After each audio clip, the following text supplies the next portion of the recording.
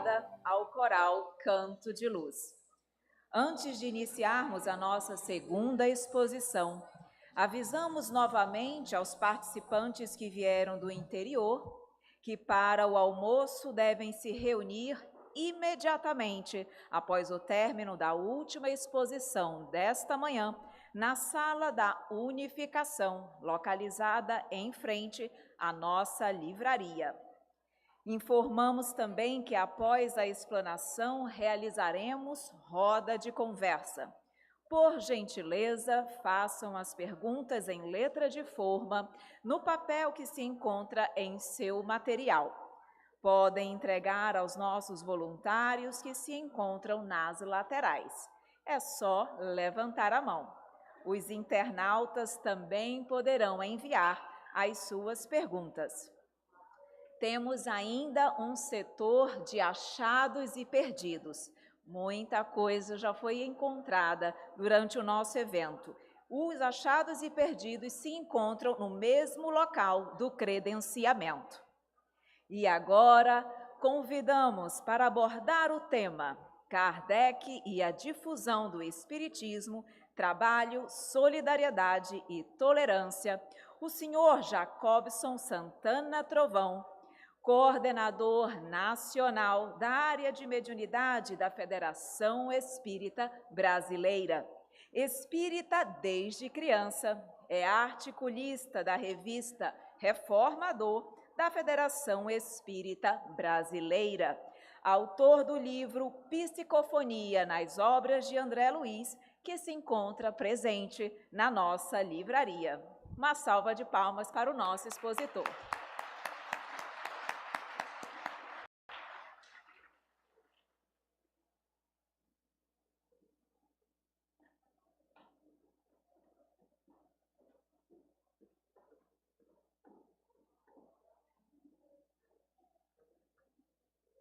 Bom dia a todos, Jesus nos abençoe, é uma alegria retornarmos a este estado tão belo que nos acolhe carinhosamente, rever os amigos e, sobretudo, para estudar este tema relacionado à difusão do movimento espírita. Quando nós recebemos a temática, nos recordamos de uma viagem que Allan Kardec fez. Isso aqui era para passar. Não passou. Kardec fez uma viagem e logo depois da publicação de O Livro dos Médiuns, ele fazia viagens periodicamente, porque o movimento espírita já começava a se organizar, as casas espíritas já começavam a se organizar. Você passa daí, Maiara?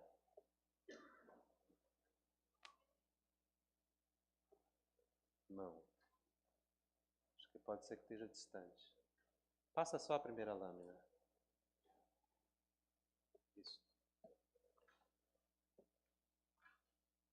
Ele publicou o relato dos discursos que ele fez nas viagens pela França e por outros países da Europa, mas há um livro, o Roteiro da Viagem Espírita em 1862, publicado pela Federação Espírita Brasileira, que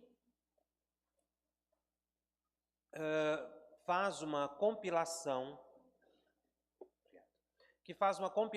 dos discursos que Kardec fez nessas viagens. Nós anotamos alguns aspectos, alguns trechos dos discursos que ele fez à época, e ali tem um mapa da França mostrando o roteiro que ele fez, as viagens, principalmente essa de 1862, em que ele esteve em mais de 20 cidades. Ele viajou no veículo de maior velocidade à época, um trem que o transportou a uma velocidade excepcional, que foram 40 km por hora. Ele ficou 2 meses viajando. ia de cidade em cidade e fazia os seus discursos. E ali, nesses discursos, ele tocava em aspectos que eram de interesse para o movimento espírita e para o seu próprio aprendizado, assim diz Allan Kardec. Agora passa. Ele menciona que as viagens que ele fez, não é? E da observação e da leitura dos seus discursos, pode-se perceber 3 objetivos que nós anotamos ali. A difusão do ensino espírita, ele estimulava muito o estudo das obras que se tinha à época, que era Livro dos Espíritos e Livro dos Médiuns. O Evangelho ainda não tinha sido publicado. O Evangelho foi publicado depois. Ele respondia a dúvidas, buscando a estruturação das sociedades espíritas, e uma expressão que ele utilizou que foi o próprio aprendizado, observação in loco do progresso da doutrina espírita. Então ele teve 3 propósitos: estimular o estudo, auxiliar na estruturação das reuniões mediúnicas, dos grupos de estudo, e também observar, estar em contato com as pessoas. Pelo que se percebe dos discursos de Kardec, ele era muito afetivo. Se os companheiros puderem adquirir essa obra e estudarem com cuidado, vocês vão perceber o carinho com que ele tratava as pessoas que ele encontrava. Kardec era de uma personalidade muito sensível. Aliás, algumas pessoas, observando a foto que tem, mas de Kardec, assim, aquela foto clássica, mas sem conhecer um pouco mais a fundo da biografia dele, costumam dizer que Kardec era assim frio.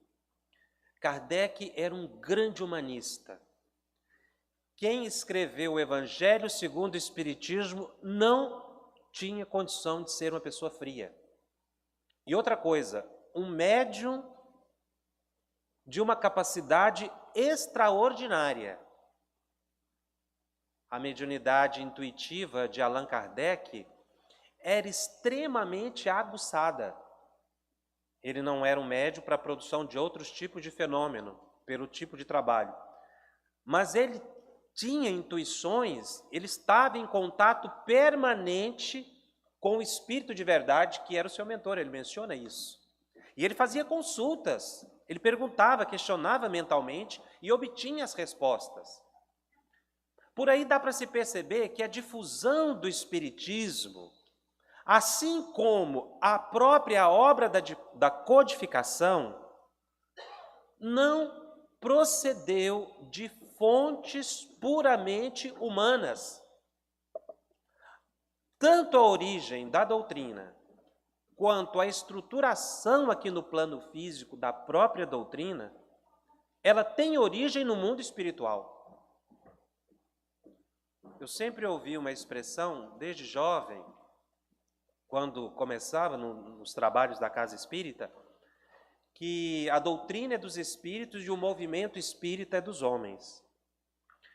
Com o tempo, com o estudo e a observação, nós podemos observar e perceber o seguinte: tanto a doutrina quanto o movimento espírita pertencem aos espíritos superiores. Nós, enquanto trabalhadores do movimento espírita, podemos, às vezes, não nos ajustarmos aos propósitos dos espíritos, ou o que eles intentam, o objetivo deles, para a difusão do espiritismo no plano material. Mas não é uma elaboração puramente humana. Porque Kardec buscava essa intuição. Nós, como trabalhadores espíritas, quando formos realizar qualquer atividade, nós não devemos buscar as respostas de como fazer essas atividades na nossa própria mente exclusivamente, sem tirar o mérito de nenhuma pessoa. Mas buscarmos a inspiração em plano espiritual mais elevado. O que é que os espíritos querem que nós façamos no movimento espírita? Muitas dessas respostas obviamente, nós vamos encontrar nos livros que já foram publicados, nas obras da codificação. Mas também, às vezes, aquele detalhamento do modo de fazer, eu preciso intuir, sentir no coração. Não, obviamente, numa postura guiísta, de ter que consultar o mentor, porque existem respostas que nos batem no coração. E é claro, quem trabalha com intuição deve saber que a intuição, para ela ser efetiva, ela precisa ser calcada numa experiência, num conhecimento e no bom senso. Então não basta a gente dizer, não, eu recebi uma inspiração e deve ser assim. Não, eu preciso conversar com as pessoas, eu preciso colocar o bom senso, mas sentir que as atividades administrativas da casa, a própria estruturação, ela procede de fonte espiritual superior. E são eles que vão nos inspirar no momento de uma reunião, de uma reflexão, de uma discussão.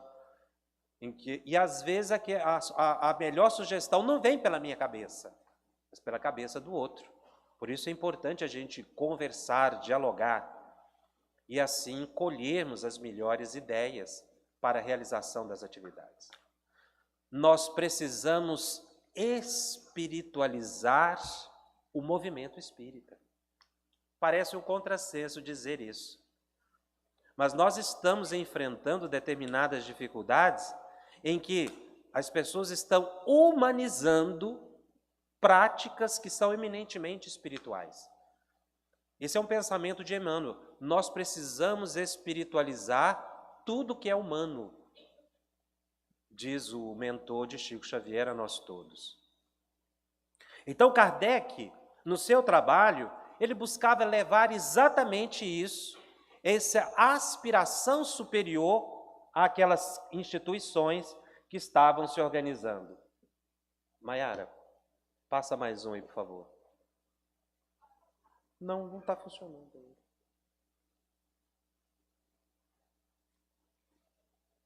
Ah, passou. Estava desligado. E eu já tinha pedido para os mentores aqui a inspiração. E você veio, né? Liga o aparelho. Olha só.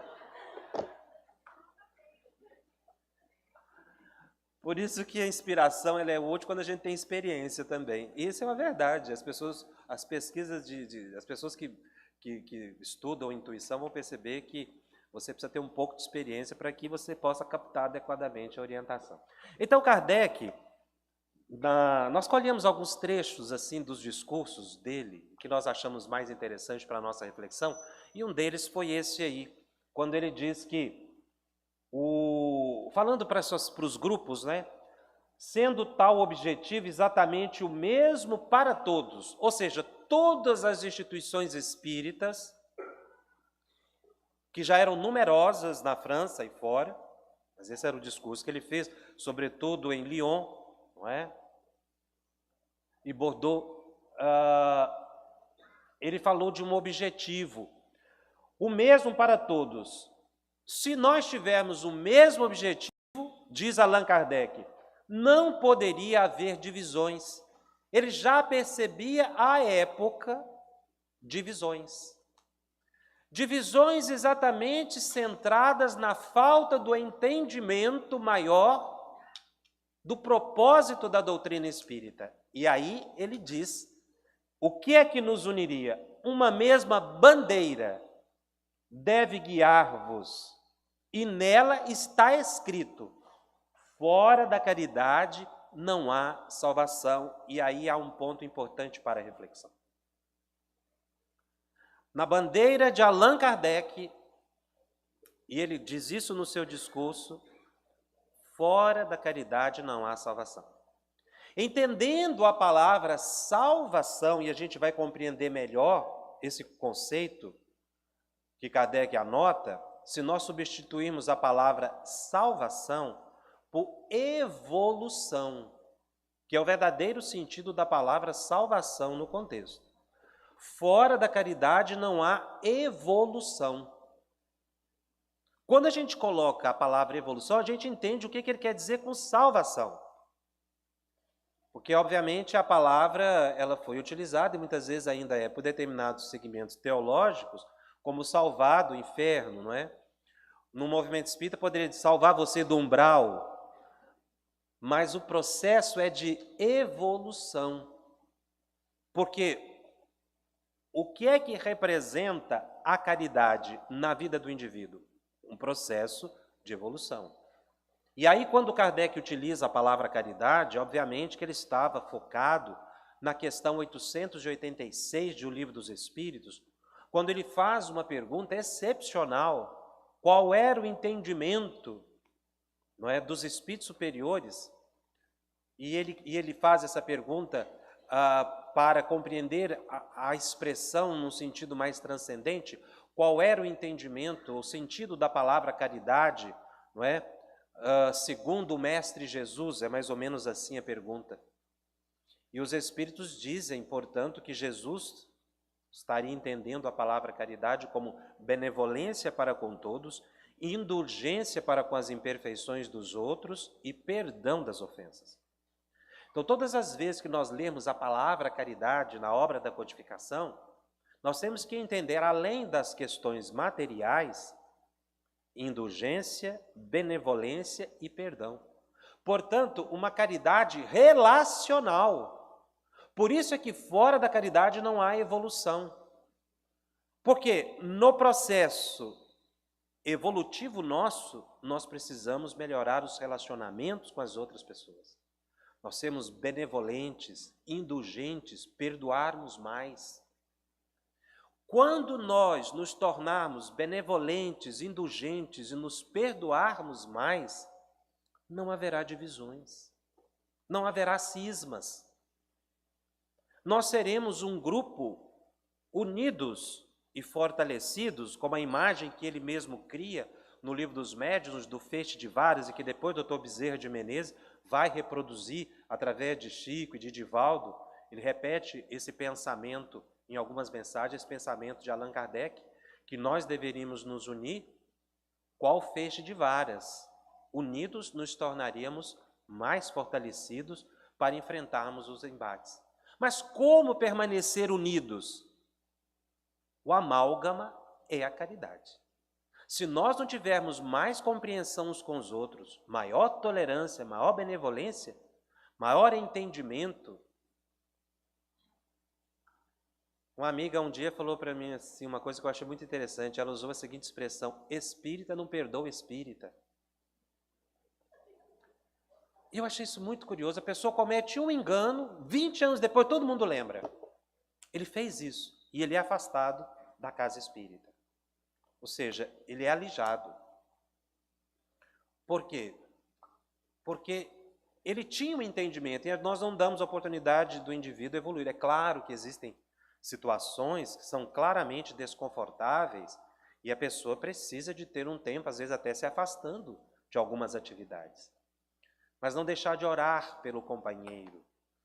Lembrar que a indulgência, a benevolência devem existir nos nossos contatos.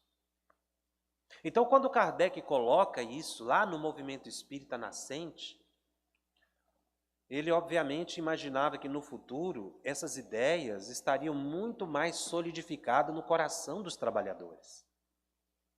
Sem isso, realmente nós vamos criando divisões. E ele apregoava que essa união também estaria focada no melhor entendimento da própria obra da codificação. Se nós estudarmos o Livro dos Espíritos, se nós estudarmos o Livro dos Médiuns, ele dizia à época, obviamente agora nós temos as demais obras da codificação, e tivermos o mesmo entendimento, a mesma interpretação, nós não teremos divisões. E o movimento espírita iria se expandir harmoniosamente. Há um fenômeno um tanto quanto estranho, né, que a gente percebe em alguns agrupamentos, nesse processo de expansão, é o brigai-vos e multiplicai-vos. Parece que o movimento espírita vai crescendo só na medida em que um grupo divide, aí forma outro, forma dois. Aquele briga, forma outro grupo. Mas são grupos que vão ficando antagônicos. E às vezes por questões simples. Não é? Ah, o meu mentor deu essa orientação, uma parte do grupo aceita, outro grupo não aceita. Ninguém para analisar aquela orientação do mentor. Essa questão do mentor é uma coisa muito delicada, viu? A gente sempre repete essa matéria, porque ela causa realmente algumas confusões. O médium vai convivendo muito tempo com o mentor, e ele vai como que perdendo a possibilidade de identificar o que é pensamento seu do que é o pensamento do mentor. Porque o tempo, a convivência aumenta a sintonia.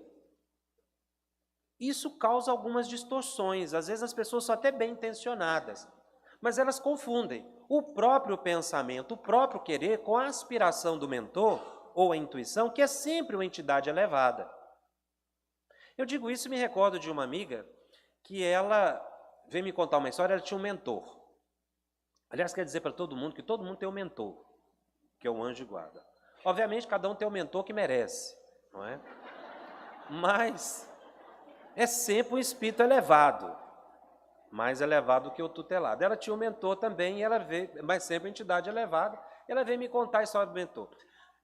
Ela tem um marido, o marido dela, como é que eu poderia usar uma expressão assim, amena, para falar do marido dela? Não é flor que se cheire. Acho que é a mais amena. Então, ela dizia o seguinte: o meu mentor me diz exatamente o que ele está fazendo. Eu vou ver e ele está fazendo. E eu perguntei a ela: o que é que a senhora faz? Para botar aquele homem na linha, aí era uma briga lascada. E ela descrevia. Então a casa dela era um terror, era um terremoto permanente. Porque o marido realmente aprontava. E quando ele chegava em casa, ela já sabia, porque o mentor já falava. Eu imagino que casar com uma mulher médio dessa não deve ser uma coisa muito simples. E era verdade, ele contava mesmo, era médio, o espírito contava. E ela foi me contando, ele fez isso, ele fez aquilo. Não, era uma tragédia aquela família, brigas terríveis. Não é? Então, quando ela terminou de contar a história, eu falei para ela: posso ser sincero para a senhora sobre esse mentor? Ela falou: pode. Eu falei: olha, para mim, a senhora vai me desculpar, mas ele é um baita de um fofoqueiro. A alegria desse mentor é vigiar seu marido e contar para a senhora. Ah, não acredito. É um fofoqueiro, isso é um perturbador. Porque se a senhora estivesse captando adequadamente, a senhora teria até uma outra conduta com o seu esposo para ajudá-lo. Porque se ele é assim, ele precisa de ajuda. Ele tem problemas. Chega um ponto da vida do casal que a esposa tem que virar mãe do marido mesmo. Às vezes o contrário, né? Também pode acontecer. Por quê? Porque é alguém que tem que ajudar alguém, ele não chegou na sua porta por acaso. Então, mas olha, esse mentor, a senhora tome cuidado, porque ele está criando um problema. Então, mas ela não ficou muito satisfeita, porque ela estava muito acostumada a dar orientações para todo mundo e sempre ficar com aquilo. Por isso é que essa mentoria, ela precisa ser calcada no bom senso, numa maturidade, para ter uma consequência positiva.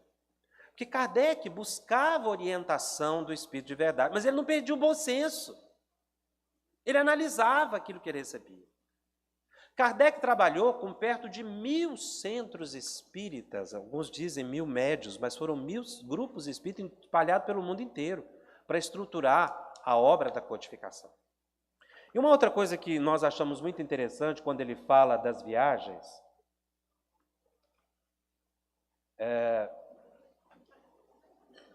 agora está ligado. Maiara, põe o dedinho aí e muda aqui.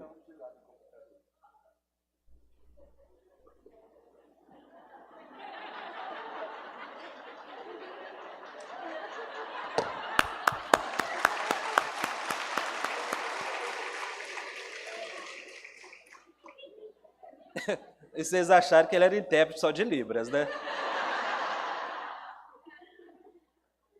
Isso é um mentor.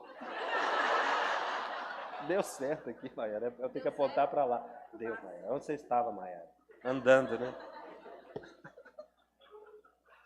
Então, Kardec, num dos discursos que ele faz uma observação muito interessante. Ele faz uma verdadeira classificação, já à época, vocês vejam, o movimento estava se organizando, hein? Dos espíritas. E que nós achamos muito curioso e trouxemos para a nossa reflexão. Ele coloca assim: há entre os que adotam as ideias espíritas, como sabeis, 3 categorias bem distintas. Vamos ver as categorias distintas daqueles que adotam as ideias espíritas. Vamos lá. Foi. Muito bem. Primeiro, os que creem pura e simplesmente nos fenômenos das manifestações, mas não lhes deduzem nenhuma consequência moral. Tem a impressão que Kardec, quando falou isso, deve ter causado esse silêncio que deu aqui no auditório. São os milagreiros, que a casa espírita às vezes está cheia. Kardec fala sobre esses milagres lá na Gênesis. Ou seja, pessoas que ainda acham que a vida vai mudar espetacularmente. Que os espíritos têm que fazer por eles tudo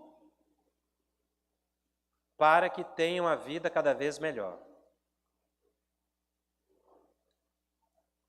Uma outra senhora chegou para mim e falou assim: eu quando desencarnar, eu quero sentar do lado do meu anjo de guarda, botar ele do lado assim, bater na mesa. Ela fazia assim para mim.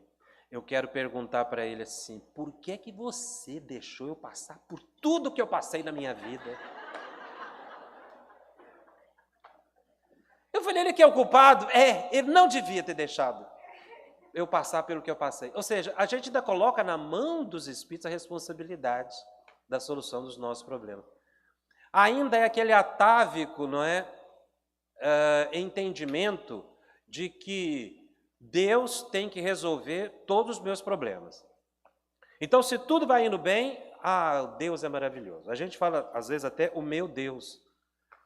Ainda não superou aquela fase pré-cristã, não é, do Deus tribal, aquela era primitiva que Jesus causou uma verdadeira transformação ao dizer: Pai Nosso.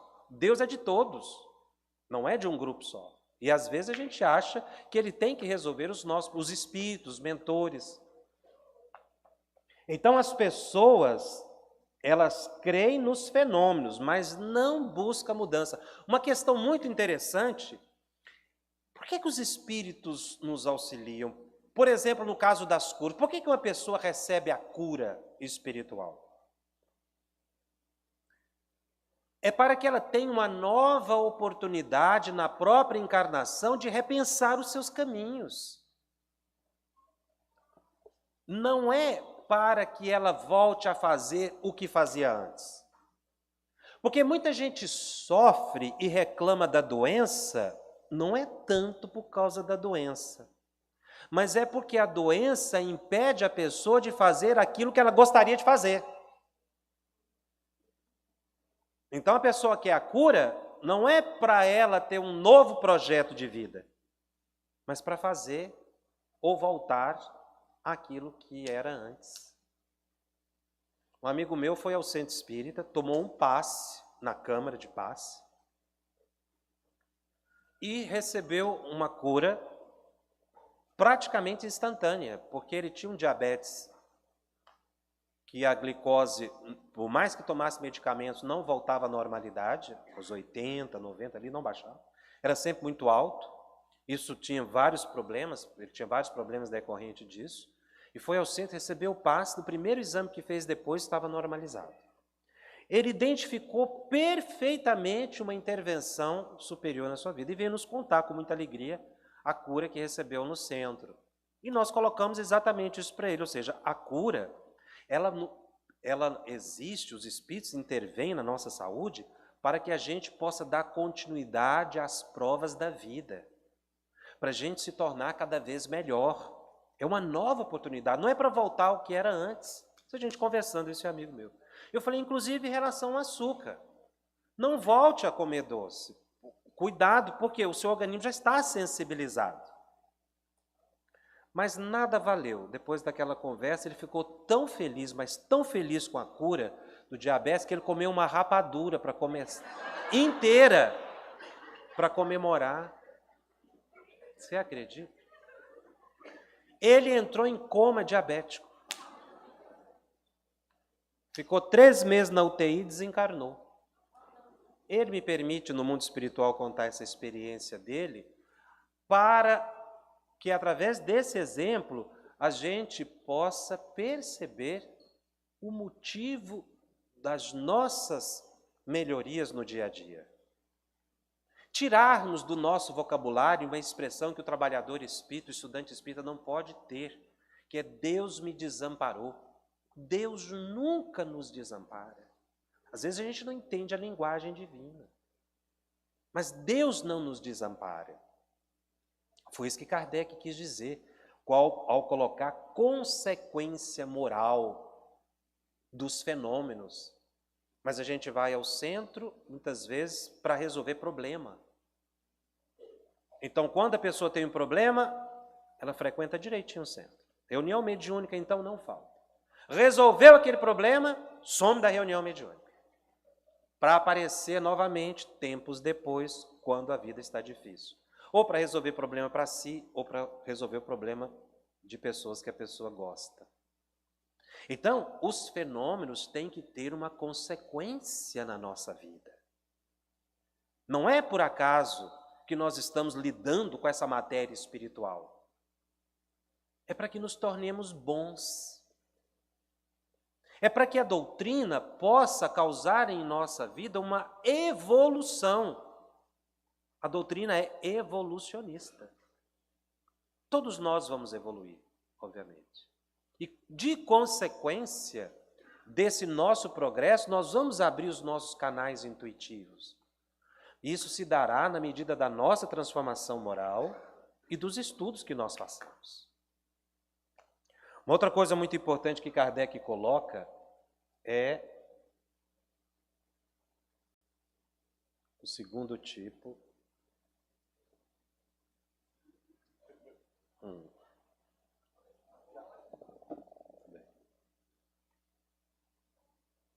Esse segundo tipo de espíritas que Kardec identificou é muito curioso. Os que veem o lado moral, mas o aplicam aos outros e não a si mesmos. Conhece alguém assim? Não.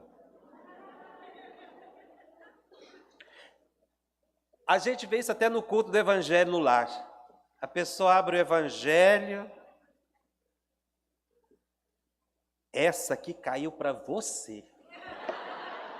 É a sua cara. Olha, eu ouvi uma palestra hoje lá no centro maravilhosa. Lembrei de você o tempo inteiro. Pena que você não foi. Outros gravam e dão para a gente. Falam assim, olha isso aqui, você precisa ouvir isso aqui. Ó. Aquilo é como se fosse uma sentença no outro. E não tomam para si as orientações que houve, sempre do outro. Aliás, essa questão de abrir o Evangelho, não sei se vocês já fizeram isso, abrir o Evangelho, faz uma prece, um livro de mensagem, parece que a mensagem te responde, né? Isso não é por acaso, viu? Isso é um fenômeno mediúnico muito curioso, explicado por André Luiz numa de suas obras.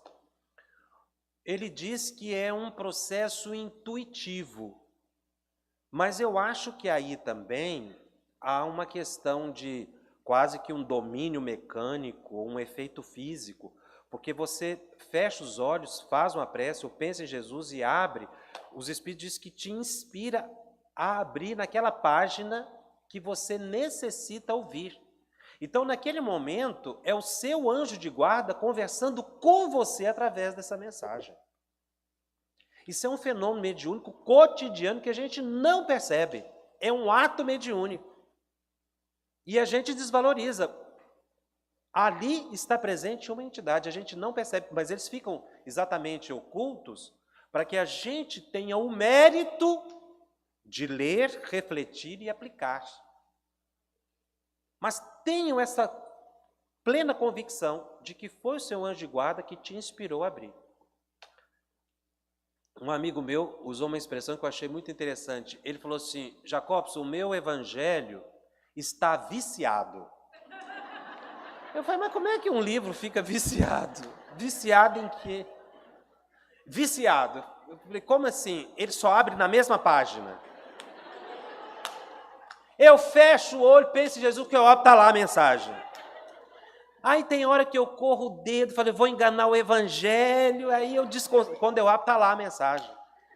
Já fiz um teste, eu fui na livraria, comprei um evangelho 0 quilômetro, tirei o plástico, lá na livraria fechei o olho, pensei em Jesus e abri, quando eu vi a mensagem.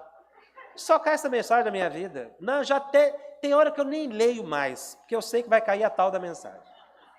Aí eu fiquei curioso para saber qual era a mensagem, meu irmão. Ah, aquela mensagem, o homem de bem. Ah!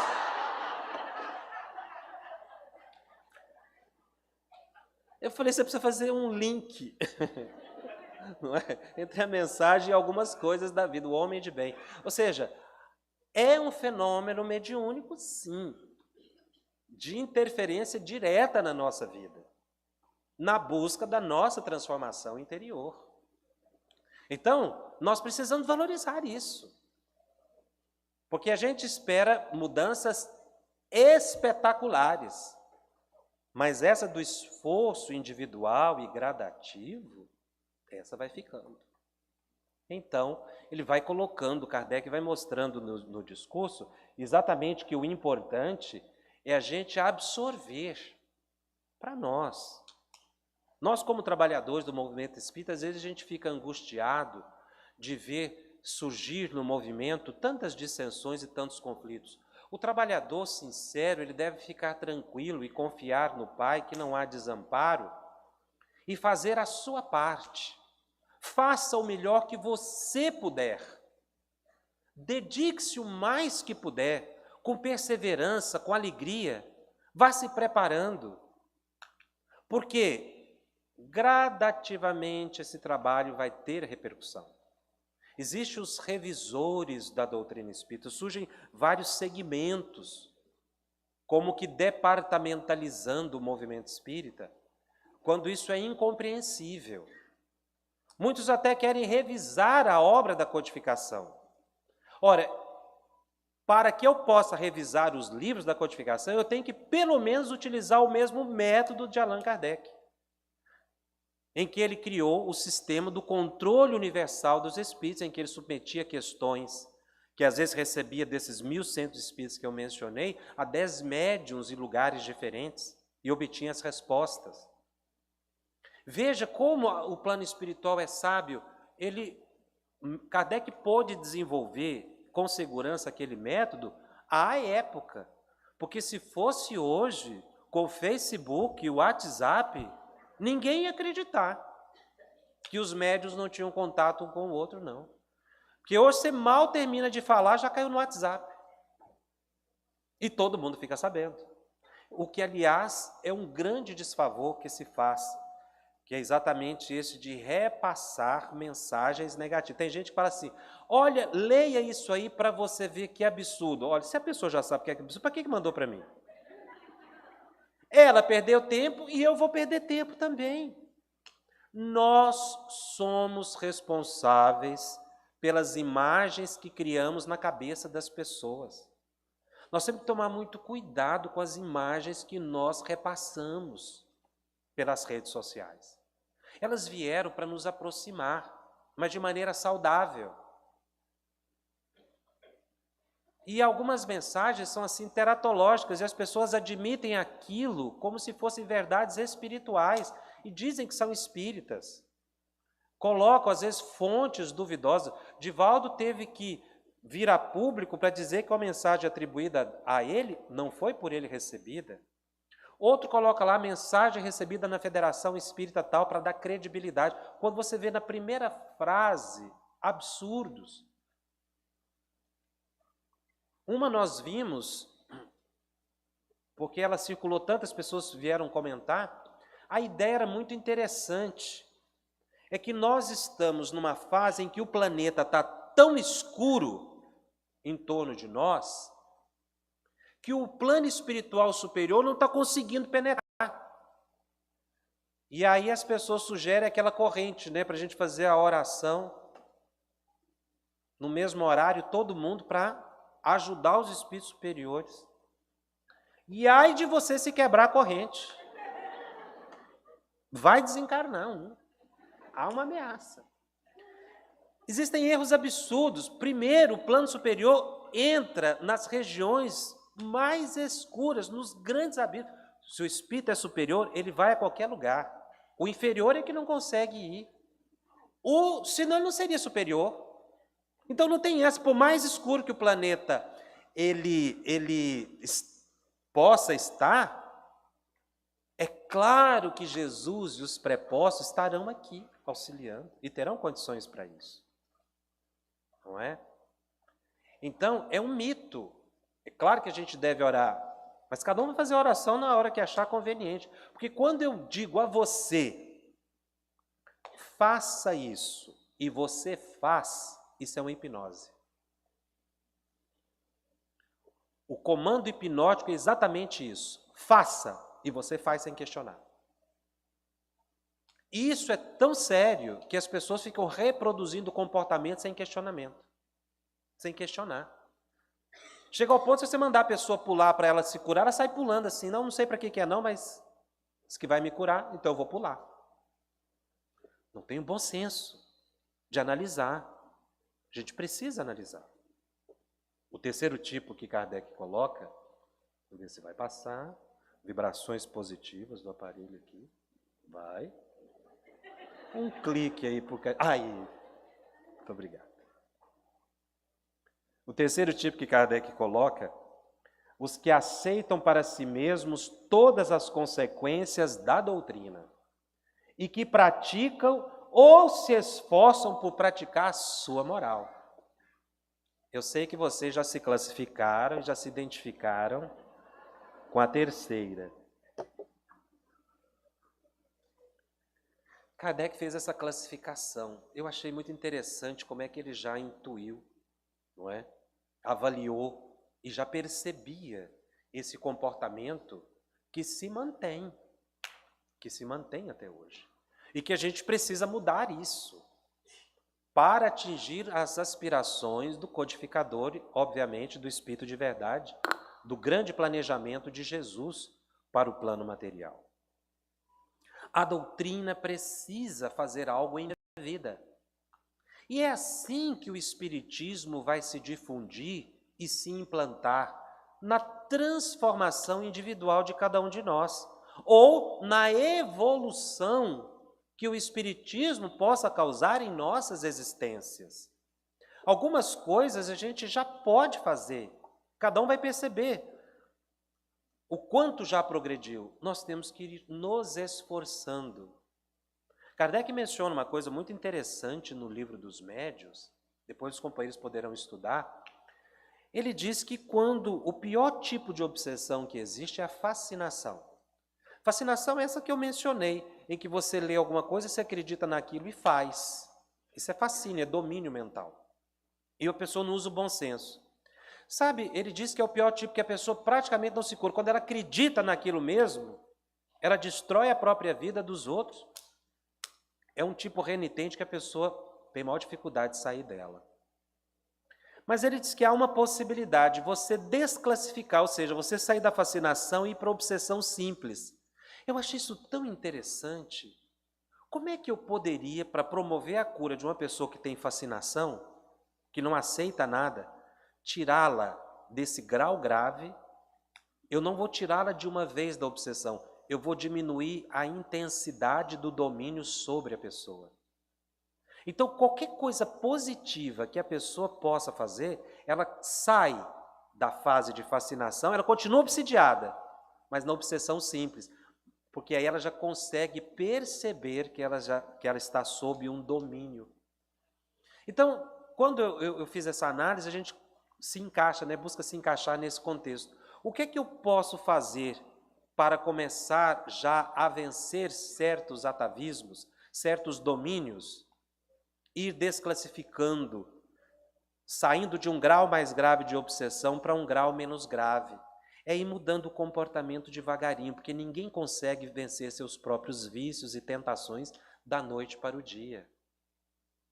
Mas o pouco que eu fizer a cada dia já vai causar essa desclassificação de uma faixa para outra, até que chega um ponto em que eu me domino plenamente. Então, realmente, esse tema, a difusão da doutrina espírita, que passa exatamente por essas informações de transformação individual, é um tema vasto, não é? Que merece realmente todo um estudo, como esse congresso está fazendo, para que a gente possa assimilar a visão de Allan Kardec, o que ele entende de mais elevado para as nossas práticas espíritas. E aí, caminhando já para esse término, não é, das nossas atividades, não é, essa fase de exposição, quando falamos de movimento espírita, não podemos deixar de homenagear aquele que realmente causou um grande impulso no movimento espírita mundial, que foi Chico Xavier, que nos inspira até hoje através das suas obras. Os mentores de Chico, que poderiam ficar como mentores particulares, se tornaram mentores gerais, universais, pela ideia que eles trouxeram e principalmente pela íntima identificação deles com a obra de Allan Kardec. Então nós pensamos em homenagear o Chico recordando um fato da vida dele, que muitos nos tocou, e que fala muito dessa questão da caridade relacional, que foi de uma vez que Chico estava muito doente, mais de 80 anos, quase 85 anos. Esse fato nos foi narrado por um dos seus biógrafos, Adelino da Silveira. O Adelino disse que, numa certa noite, Chico foi à Casa Espírita da Prece, quase carregado. O Adelino diz que conviveu com o Chico por mais de 30 anos e fez para o Chico todo tipo de pergunta. E dessas respostas que ele obteve, ele foi publicando Chico de Francisco, Kardec Prossegue, vários livros biográficos de Chico, de frases, de anotações, de casos de Chico. Mas ele diz que esse especificamente, ele viu Chico chegando, mais ou menos 8 horas da noite, sentou, chegou na Casa Espírita da Prece quase que de surpresa. O Chico gostava muito de estar com as pessoas. Isso era uma característica dele, ele gostava de conversar com as pessoas. Então, às vezes ele ia para o centro apenas para cumprimentar as pessoas, porque estava muito doente. Então, o Adelino sentou do lado dele, como sempre fazia quando tinha oportunidade. E o Chico começou a cumprimentar as pessoas gradativamente, uma por uma, a fila quase que empurrada. Quando era perto da meia-noite, o Chico parou de cumprimentar as pessoas, virou para o Adelino e perguntou assim: Adelino, eu não entendo, meu filho, por que essas pessoas todas vêm aqui? E o Adelino disse que foi dar a resposta, a óbvia, né? É por causa de você. Quando ele foi dizer isso, ele lembrou da humildade do Chico e deu uma resposta impensada, segundo ele. Ele falou assim: Chico, essas pessoas todas vêm aqui porque elas querem encontrar Jesus. Diz que o Chico balançou a cabeça e continuou cumprimentando, um a um. E foi ele, Adelino, que ficou pensando na resposta impensada que deu. Ele falou: sabe que é verdade? Todas as vezes que a gente chega na casa espírita, nós queremos encontrar Jesus. Há como que uma saudade nossa do Cristo, de estarmos ali sentado ao lado dele, à margem do Tiberíades, ouvindo Jesus falar da casa do Pai, das moradas, as revelações. Essa ligação profunda nossa com Cristo que nunca desapareceu e que Kardec fez reviver no Evangelho segundo o Espiritismo, na obra da codificação. Jesus estava à distância, muitas vezes, de um braço, como o caso daquela mulher que tinha uma hemorragia, ela tocou a túnica de Cristo e foi curada imediatamente. Jesus estava à distância de um braço. Ele ficou pensando naquilo tudo, no amor do Cristo, o governador do planeta. Lembrou-se de que Chico certa vez dissera que quando chega a época de Natal e a gente fica muito emocionado, não é por causa das luzes ou das músicas, mas é porque de tanto nos lembrarmos do Cristo, a aura do Mestre se aproxima do planeta e nós nos emocionamos. Então Adelino ficou pensando naquilo tudo e olhando para o Chico, naquele esforço, o Chico beijando as mãos das pessoas, e naquela noite especificamente, os lábios de Chico estavam ressequidos, e feriu de tanto beijar as mãos, e a certa altura, nas mãos de todo mundo foi ficando a marquinha de sangue dos lábios de Chico naquele esforço. O Adelino disse que quando estava mais ou menos 1h30 da manhã para 2h, ele olhou para a fila, olhou para o Chico, ele calculou, bom, mais ou menos 1 hora essa fila ainda deve durar. Aí ele disse que não aguentou, observando o Chico ali naquele gesto, porque o Chico retribuía o beijo nas mãos da gente. Então ele virou para o Chico e falou: Chico, por que é que você beija as mãos de todo mundo? O Chico parou, olhou para o Adelino e disse: ah, meu filho, eu beijo as mãos porque eu não consigo me abaixar para beijar os pés deles todos. Muito obrigado.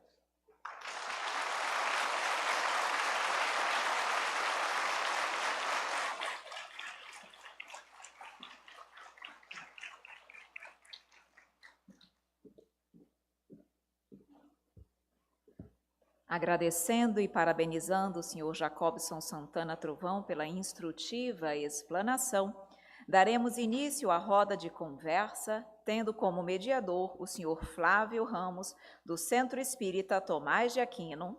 Por favor, palmas. Elisângela Oliveira, do Centro Espírita Maria Dolores, de Itacoatiara. E Marcone Ataíde, presidente do Centro Espírita O Bom Samaritano e integrante da Comissão Permanente de Expansão e Suporte às Casas do Interior.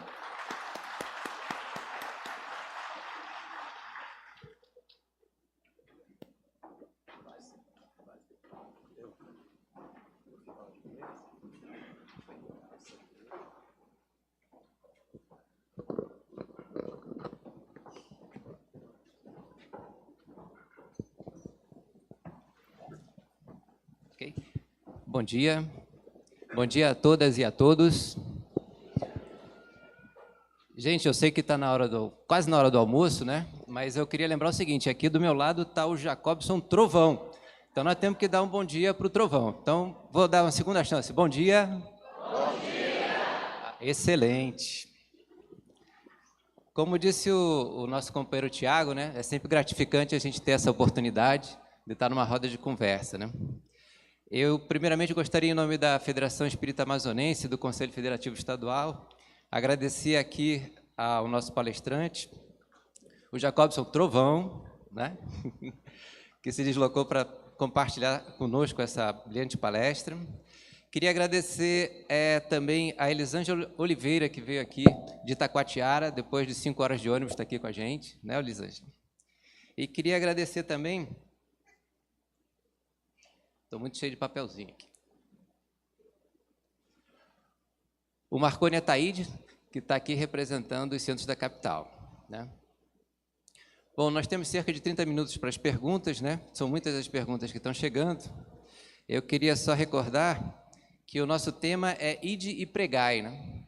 E que estamos fazendo uma viagem no tempo, né? Nós começamos com a palestrante Eulália Bueno ontem à noite, abordando a época do Cristo, né? Agora, no primeiro momento, com os primeiros cristãos. Nós tivemos agora aqui o Jacobson falando dos tempos de Kardec, mas chegando até os nossos dias, né, com as nossas mídias sociais, né, as nossas questões, né? E, além de agradecer a eles, eu gostaria de agradecer também a Nayara, né, Nayara? Que está ali presente, que ajudou a gente, né, e o Irã com a parte técnica também. Eu vi que houveram muitos causos engraçados, né, nas palestras, mas de muita profundidade. E com relação a isso, eu gostaria de lembrar que a gente está trabalhando aqui com a ênfase na unificação, né? Na unificação das casas espíritas e na fidelidade doutrinária. Né? Dentro desse pano de fundo, né, eu gostaria de começar aqui com a primeira pergunta aqui para o nosso palestrante. Essa é uma pergunta que todo mundo quer saber a resposta. O que eu faço para obter a salvação mais rápido?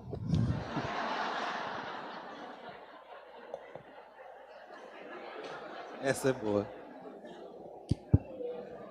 Essa é boa. A velocidade da evolução realmente é individual. Ela passa pelo esforço pessoal. Cada um tem um tempo. E nós precisamos observar o tempo em nós. Às vezes a gente observa o tempo nos outros. Não é? A gente gostaria que a nossa esposa fosse melhor, mais compreensiva, ou o nosso esposo um pouco mais obediente, não é? Ou que os nossos filhos atendessem aos nossos sonhos.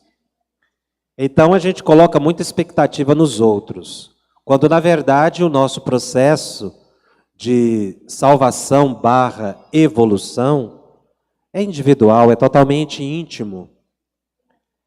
E Jesus disse a medida desse processo evolutivo numa parábola muito interessante, chamada parábola do festim das bodas, que é uma festa de casamento descrita por Jesus, em que o rei manda o convite aos convidados e os convidados não aceitam.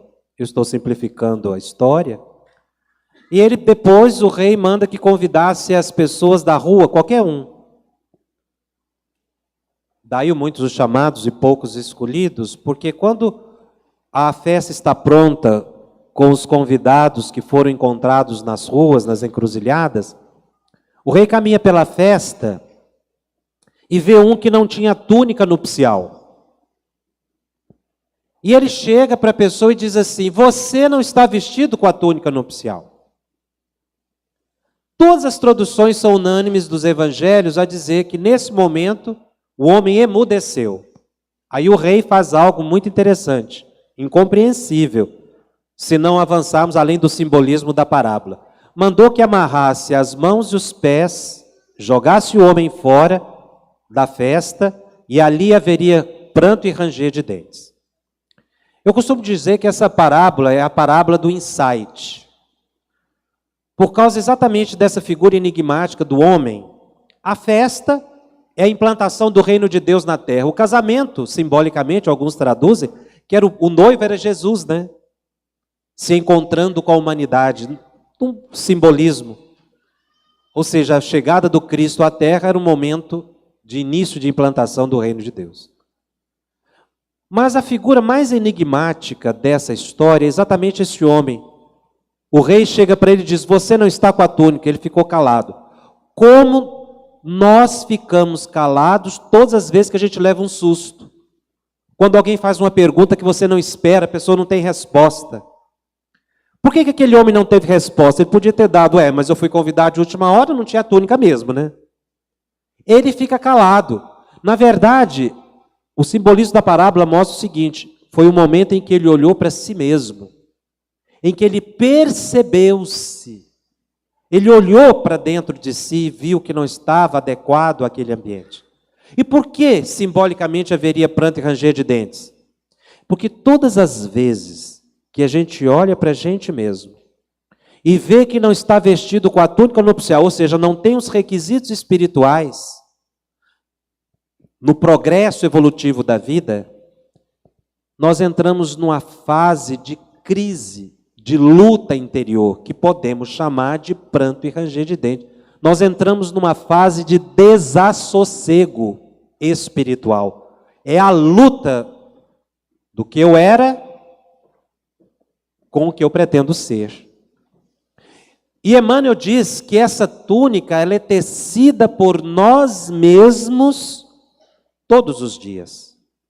Nós é que tecemos essa túnica para estagiarmos nos planos espirituais da vida.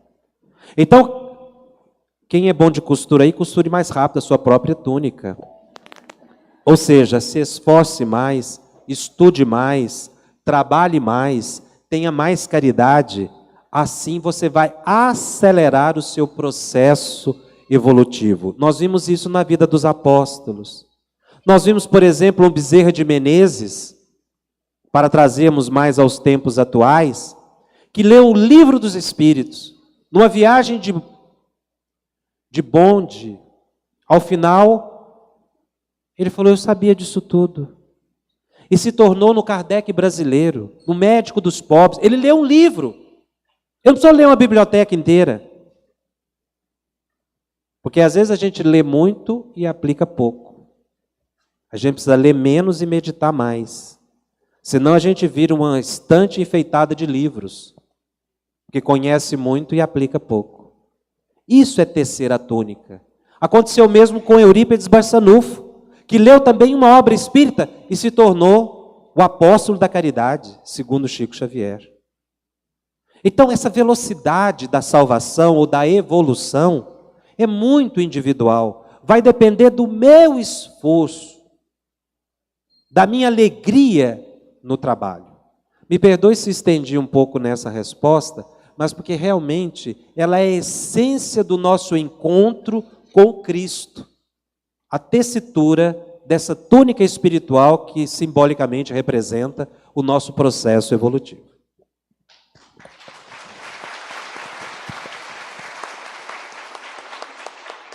Obrigado ao Jacobson. Eu gostaria de passar a mesma pergunta, né? Aqui para a Elisângela primeiro, depois para o Marconi, para os seus comentários. Bom dia a todos e a todas. Essa pergunta, logo de cara, ela me trouxe um seguinte pensamento. Como evoluir mais rápido? Conhecendo a si mesmo. Se conhecer. E se conhecer não é algo fácil. Por sinal, é um processo doloroso. Muitas vezes, até o lado externo nosso, quando não estamos contentes com a aparência exterior, nós diminuímos as idas ao espelho. Quando não, diminuímos o tamanho dele. Imaginem quando nós olhamos por dentro, olhamos a nós mesmos. Mas como nos olhar? Isso é tão difícil. Eu geralmente consigo me olhar quando eu me vejo refletida em alguém, quando alguém chega para mim e diz algo que eu não estou enxergando, mas ele vê com tamanha nitidez. E eu às vezes digo, não, mas eu não sou assim. E na verdade, o Santo Agostinho já falava disso, né? Para a gente se conhecer a si mesmo, se olhar por dentro, se aceitar também, porque é um processo de aceitação que a gente precisa fazer, né? Então, eu penso que para evoluir mais rápido, é preciso a gente se aceitar, se conhecer e, de vez em quando a gente tiver dúvida de como a gente está prosseguindo, se a nossa evolução e se essa túnica está sendo construída, tecida, que a gente possa lembrar se a gente está fazendo aos outros como a gente gostaria que os outros nos fizessem. Né? Será que isso que eu estou fazendo, eu gostaria que fizessem comigo, aliás? Né? Gostaria que fizessem comigo? Então, esse é um ponto para saber se a nossa costura nessa túnica está indo certo. E se a gente está conseguindo evoluir. Essa é a minha opinião. Obrigado. Bom, é interessante a gente observar, né, essa necessidade que a gente tem de buscar essa evolução, né, como salvação. E aí a gente observa e podemos nos perguntar, por que será que estamos sendo apenas os trabalhadores da última hora? Por que será que não aproveitamos as horas anteriores, né? Tantas horas que foram perdidas. Mas, graças a Deus, estamos aqui e temos a oportunidade divina de, mesmo nessa última hora, não perdermos mais tempos e aproveitarmos. para essa evolução tão necessária e determinada por Deus. Nenhum de nós escaparemos desse processo, ou mais cedo ou mais tarde. E aí a gente fica sempre observando, e eu me fiz essas perguntas também, porque cheguei na doutrina espírita aos 49 anos, e aí a gente fica, quando descobre esse postulado, esse ensinamento, quando descortina esse entendimento do Evangelho de Jesus, e aí a gente fica, meu Deus, por que eu não cheguei aqui mais cedo, né? Por que eu não aproveitei tudo? E fica querendo contribuir com os outros, com aquilo, olhar, observar, né? E aí a gente depois vai se acalmando e vai se percebendo que cada um de nós tem um tempo. E que a forma de caminhar é nós que vamos determinar. Eu cheguei na doutrina espírita há quase 11 anos atrás e já adotei um ritmo bem acelerado. Do momento que eu comecei, eu fui bem acelerado. Eu acho que eu estava precisando fazer um intensivão, né? Até pela idade que já estava um pouco já se avançando, e também aquela sede, aquela necessidade de beber nessa fonte. Quando eu descobri isso como fonte, como água bendita, eu digo, é aqui. Então, para mim, ficou claro. Mas vi também nesse percurso muitos amigos, muitos irmãos que adentraram a doutrina, que adentraram a casa espírita, e para eles não teve o mesmo sentido. Caminharam mais lentamente, cada um no seu tempo. Mas é importante saber e entender que Deus, na sua imensa caridade para com todos nós, vai nos oportunizar essa salvação. Caminhemos.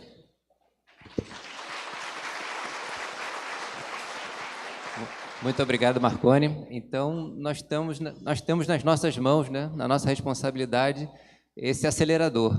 Entendo que, como temos o livre-arbítrio, nós temos também essa condição de acelerar a nossa evolução. Dito isso, passamos para a segunda pergunta, para o nosso palestrante, que tem a ver diretamente com as explicações sobre a rota de Kardec, né? Qual a semelhança entre os desafios de Kardec nos primórdios do Espiritismo e os nossos no atual contexto do movimento espírita? Como aprender com a conduta do codificador? Eu acho essa pergunta muito boa, e por isso nós sugerimos a leitura desse livro. Todo trabalhador espírita deve ler para ver exatamente como Kardec observava o movimento espírita nascente, quais eram seus anseios, suas expectativas, para que a gente possa levar adiante essa bandeira que ele colocou, e que aqui no Brasil nós temos uma segunda bandeira que poderíamos colocar ao lado da Fora da Caridade Não Há Salvação, de Allan Kardec, a bandeira de Ismael, Deus, Cristo e Caridade. Este ano nós temos um ano de comemoração dos 70 anos do Pacto Áureo. Muitas pessoas não entendem bem o que é o Pacto Áureo. O Pacto Áureo foi um acordo moral, fraternal, dos espíritas do Brasil, de um grupo pequeno, que anteviu uma estrutura em que o movimento espírita pudesse se expandir, que seria a criação de federativas em todo o país. E elegeram a Federação Espírita Brasileira como aquela que representaria, em geral, o movimento espírita, sem nenhuma subordinação à FEB, sem nenhum vínculo, senão um vínculo moral, fraternal, com a Federação Espírita Brasileira, porque a Federação Espírita Brasileira já contava com várias décadas de trabalho, era a federativa mais estruturada, e ela já fazia um trabalho nacional, inclusive de defesa do trabalho de médios. O espiritismo, no início da nossa república, era considerado crime. Então a FEB, os presidentes da FEB, trabalhadores que eram grandes juristas, foram ao ministro da Justiça para descriminalizar o espiritismo. Então os médios eram muito perseguidos. E com esse trabalho da Federação Espírita Brasileira, espontâneo. Não é porque não existiam as outras federações no Brasil. Ela, então, ajudou bastante. E com isso ficou na liderança como um órgão nacional, e a Caravana da Fraternidade foi fundando pelo Norte, Nordeste, as federativas que hoje nós conhecemos. Esse ano completa 70 anos. Nesse acordo coletivo, ele tem algumas cláusulas, porque um pacto é um contrato, não é um acordo. A primeira cláusula, ela fala do objetivo desse pacto, que é a implantação do livro Brasil, Coração do Mundo, Pátria do Evangelho, para acelerar a marcha do Espiritismo no Brasil. A redação é mais ou menos essa. Então, é um livro que todo trabalhador espírita deve conhecer. Brasil, Coração do Mundo, Pátria do Evangelho, e esse que eu mencionei na palestra, que é a Viagem Espírita de 1862. Com isso, nós vamos entender o pensamento de Kardec para que a gente possa ter fidelidade a esse trabalho. É um trabalho fraternal, é um trabalho de formiguinha, é um trabalho gradativo, que a gente vai levando o Evangelho aos corações, porque o Brasil tem um compromisso de evangelizar.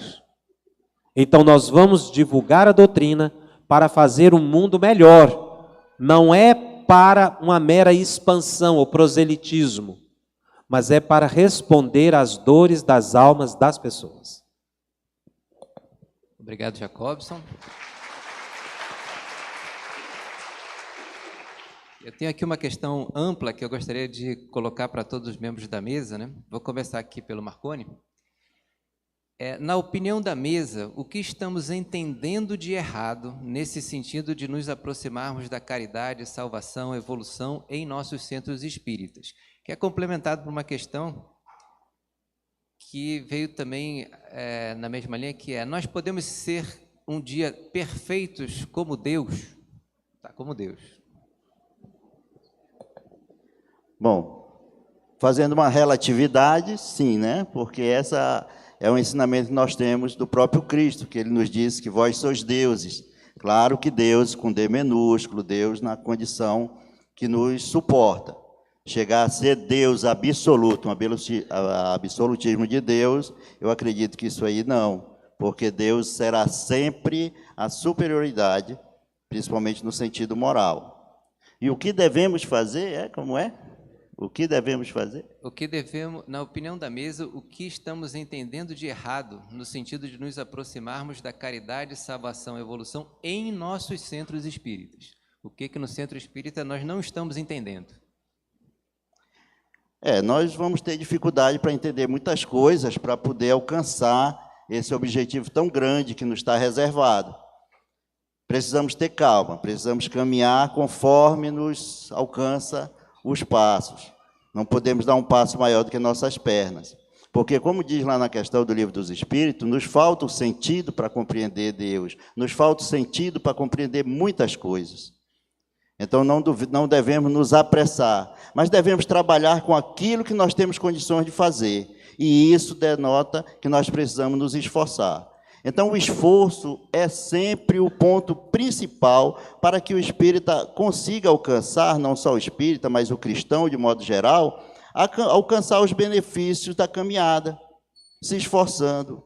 O problema é que nós, muitas vezes, nos acomodamos. Às vezes é uma pequena dor de cabeça que nos tira de uma noite de estudo, que nos tira de participar de uma palestra, que nos tira de participar de uma atividade. Nos entregamos muito facilmente as nossas dores materiais e colocamos de lado as nossas necessidades morais e espirituais. Eu acredito que o caminho é esse, é a gente se esforçar mais. A gente conversa muito, e tem um exemplo que eu gostaria de dar aqui. Nós temos um irmão nosso, já de uma idade de 80 e poucos anos, que faz parte das 2 reuniões mediúnicas. Ele é médium e faz parte das 2 reuniões mediúnicas que nós temos na nossa casa.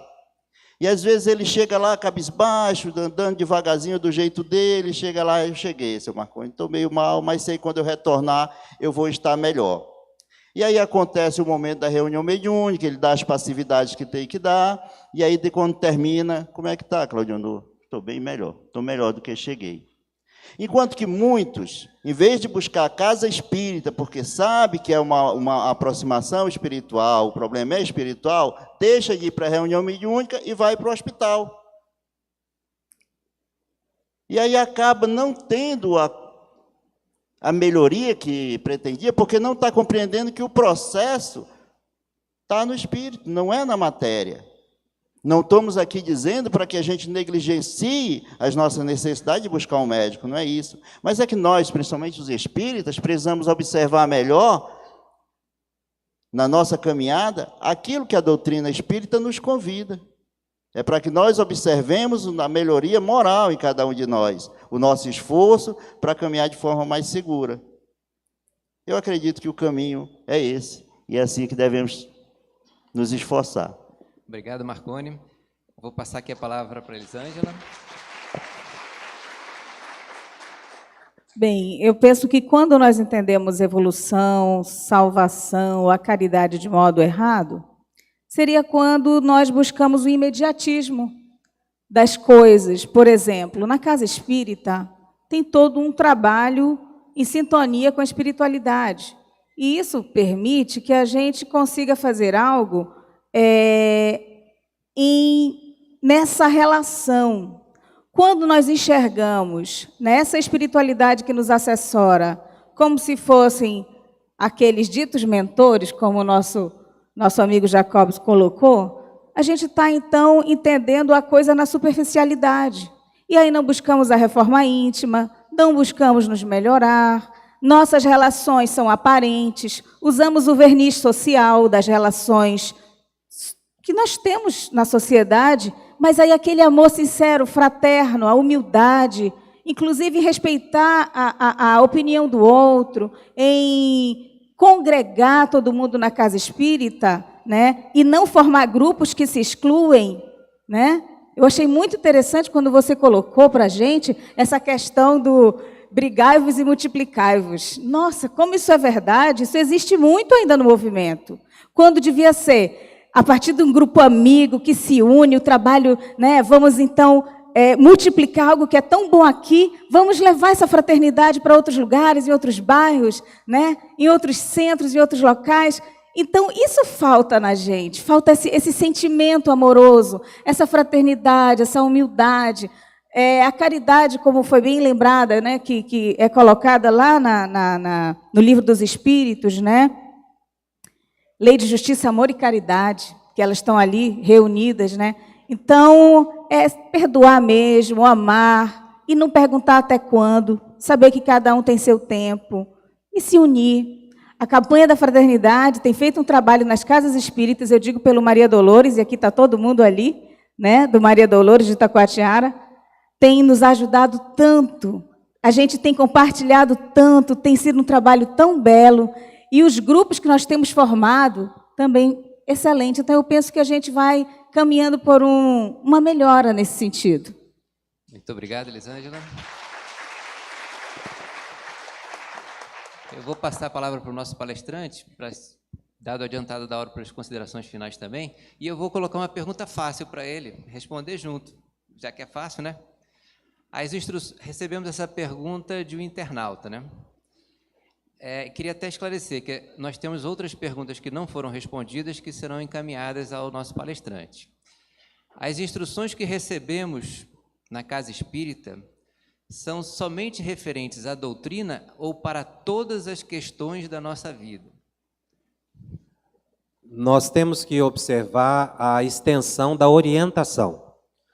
Existem orientações que são particulares, existem recados que são verdadeiros recados de mãe para filho, e que deverão permanecer particulares mesmo. Aliás, essa é uma imagem que Emmanuel cria, não é?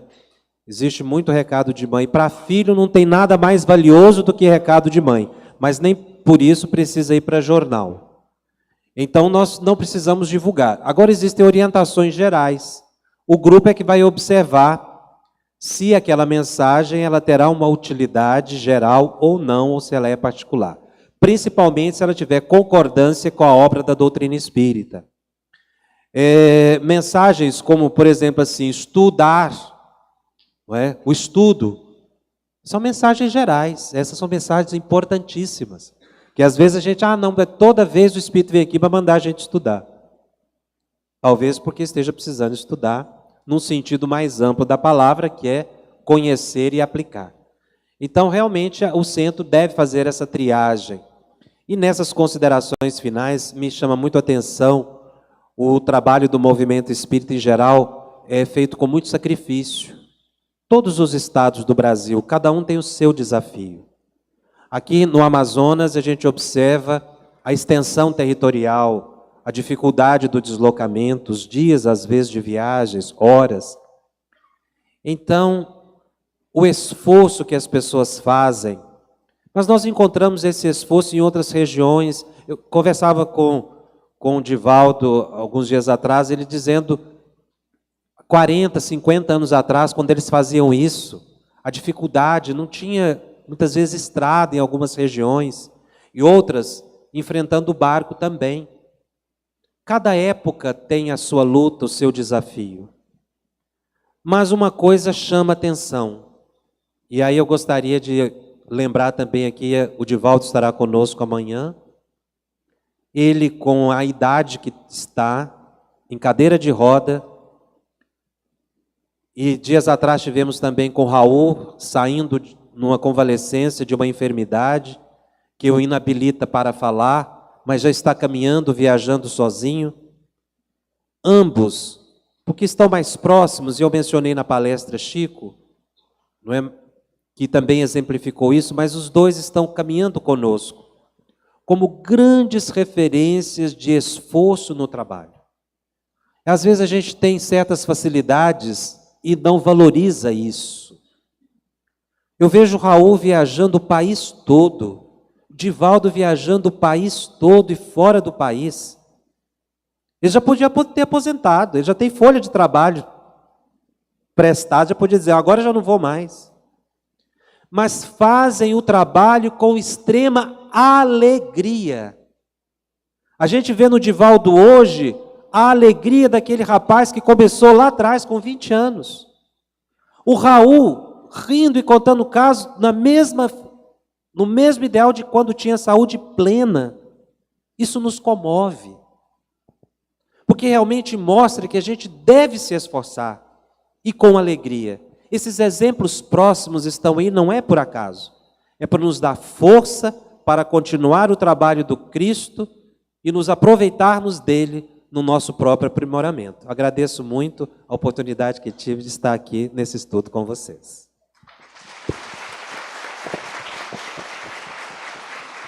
Muito obrigado, Jacobson. Nós já estamos com o tempo esgotado, mas eu gostaria de ouvir as palavras aqui da Elisângela e do Marconi.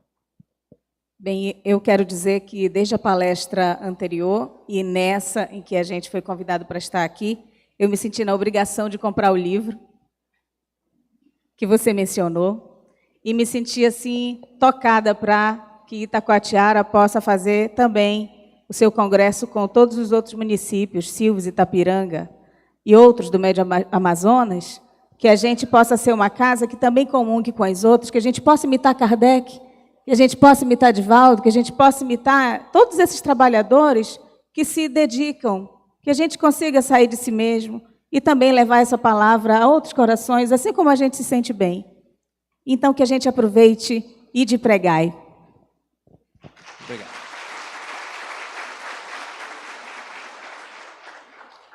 Eu sou um apaixonado hoje pela doutrina espírita, fico muito feliz com esses momentos, acho que deve ser repetido sempre, são momentos grandiosos, onde a gente aproveita, faz esse reencontro, nos reencontramos, nos abraçamos e convivemos esse momento junto.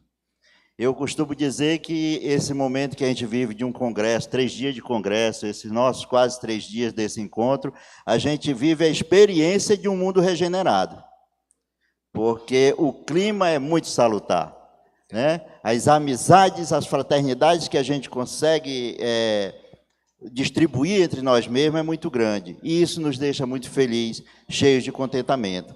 E o meu desejo é que nós possamos aprender bastante com esses nossos irmãos que vieram de fora para trazer a sua contribuição, que aprendemos bastante, como a gente já tem a experiência de ouvir nas palestras do Divaldo, que amanhã aproveitemos bem esse momento com ele, aproveitemos bem o restante do dia que nós temos, que com certeza isso será de grande contribuição para a nossa caminhada de espíritos imortais que somos. Um bom dia a todos. Muito obrigado, Marconi. Agradecendo mais uma vez ao palestrante e aos membros da mesa de conversa, damos por encerrada essa nossa atividade. Eu passo a palavra para a Evelyn, nossa mestre de cerimônias. Agradecemos a participação de todos nestes momentos de instrutivas reflexões. Queremos ressaltar que o evento está contando com a presença de jovens espíritas da capital e do interior. E para esses jovens, avisamos que haverá uma reunião na sala de unificação no intervalo desta tarde. Informamos também que haverá para o intervalo do almoço um responsável pelo estacionamento no hall de entrada. Além disso, não deixem de prestigiar o nosso almoço, que foi providenciado com muito carinho para todos vocês e estará sendo servido, na realidade, começou a ser servido às 12h15. Nesse momento, então, para proferir a prece de encerramento desta manhã, convidamos o senhor Robson Bezerra, presidente do Centro Espírita Casa de Oração Chico Xavier, de Manacapuru.